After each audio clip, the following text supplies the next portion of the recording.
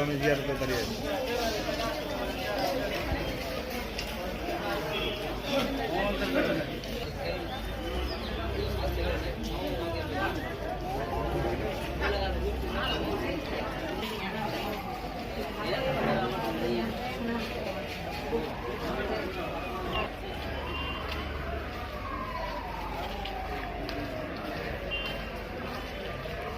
জয় শ্রীরাম।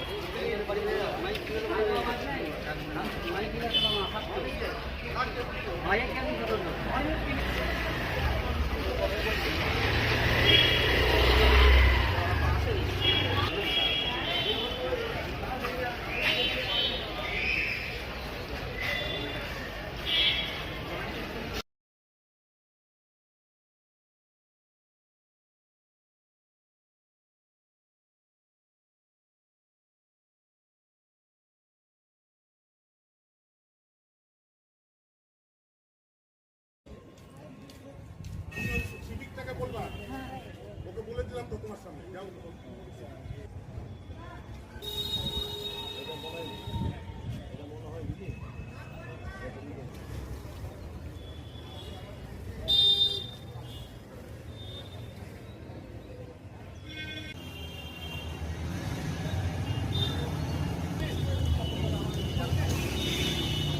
আজকে সে আত্মসমর্পণ করলো, কোর্টে নিয়ে এসে সে আত্মসমর্পণ করেছে। ফার্স্ট অ্যাডিশনাল ডিস্ট্রিক্ট জাজ ফার্স্ট কোর্ট যা এই একই যা মামলা আছে, একই যা সেকশনে এখানে আছে, একই বিরুদ্ধে যা একই অভিযোগ মানে আসতে পারে, পুলিশ চাইতে পারে, সেটা অধিকার। আইনের পথে চলবে, আমার আইনের প্রতি বিশ্বাস ভরসা রয়েছে এবং পুলিশ প্রশাসনও তার কাজ করছে। আমি সেদিকেই তাকিয়ে রয়েছি। আমি প্রথম থেকে যে কথা বলেছি, আমি এখনও সে কথাই বলছি।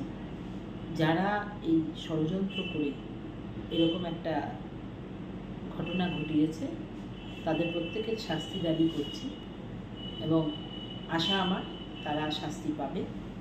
এর পেছনে যে মানুষই থাক না কেন তাদের সামনে নিশ্চয়ই আসবে, এই আশা আমার আছে। এটা তো পুলিশ ইনভেস্টিগেশন করে সেটা বুঝতে পারবে, সেটা আমার পক্ষে তো জানা সম্ভব নয়, কারণ আমি তাদের সাথে কথা বলিনি। ফলে পুলিশ প্রশাসন সেটা বার করতে পারবে। গতকাল আমরা দেখলাম বাবলু যাদব, বাবলা সরকার খুনের আসামি, যার জন্য পুলিশ পুরস্কার ঘোষণা করেছিল, সে হঠাৎ করে কালকে সারেন্ডার করলো নিজে থেকে। এখন দেখা যাক, সমস্ত আসামি তো পুলিশের আওতায় এলো। এবার এই কেসটা নতুন কোনো মোড় নেয় কি না, নতুন কোনো তথ্য সামনে আসে কি না, এটা কিন্তু জেলাবাসী তার দিকে তাকিয়ে আছে। আপনাদেরকে এর আগেই বলেছিলাম, বাংলার পুলিশ, বাংলার মুখ্যমন্ত্রী মমতা বন্দ্যোপাধ্যায়ের নেতৃত্বে এই বাংলায় রুল অফ ল এস্টাবলিশড আছে। বাংলাতে আইনের শাসন সুপ্রতিষ্ঠিত আছে। আর বিজেপি শাসিত রাজ্যগুলোতে আইন বলে কিছু নেই, সেখানে অপরাধীদেরকে ফুলের মালা দিয়ে বরণ করা হয়। আমাদের নেতা দুলাল সরকারের যে খুন, তার যে ঘটনায় আমাদের পুলিশ যত তাড়াতাড়ি ইন্টারোগেশন করে সমস্ত আসামিকে ধরেছে এবং তার যে বিচারের ট্রায়াল অলরেডি স্টার্ট হয়ে গেছে, এটাই প্রমাণ করে বাংলায় আইনের শাসন সুপ্রতিষ্ঠিত আছে।